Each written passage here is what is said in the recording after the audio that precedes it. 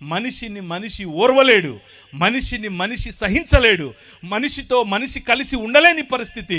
నాది నాది అని కట్టుకునే భావజాలం ఒకటి ఉంది.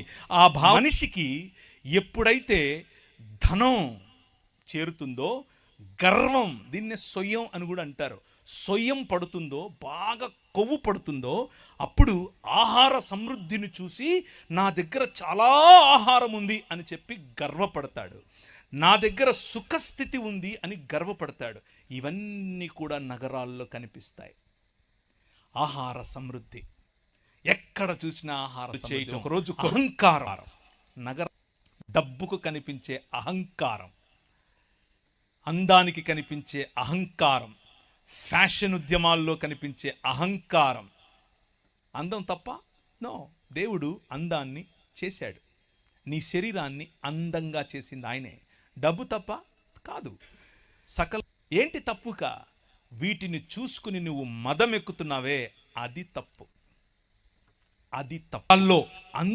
ధనం, జ్ఞానం, సొమ్ము, గర్వం, బీదల పట్ల న్యాయం చెయ్యలేని తనం, గర్వం, మానవత్వం, అన్యాయం కనిపిస్తూ ఉంటే మీరు మీ ఇంట్లో పనిచేసే వ్యక్తి పైన ప్రతాపం చూపిస్తే, దేవుడు మీ పొలంలో పనిచేసేవాడి మీద మీరు చూపించే ఈ దాన్ని ఏమంటారు, మేకపోతు గాంభీర్యం మీ బతుకును నాశనం చేస్తుంది.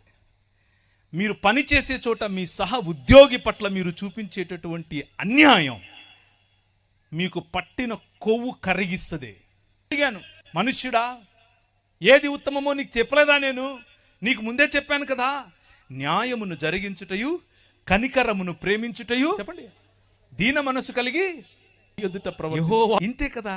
నువ్వు మనిషివి బాబు అంటున్నా నేను. అంతే, నువ్వు మనిషివి, మనిషి అవ్వు.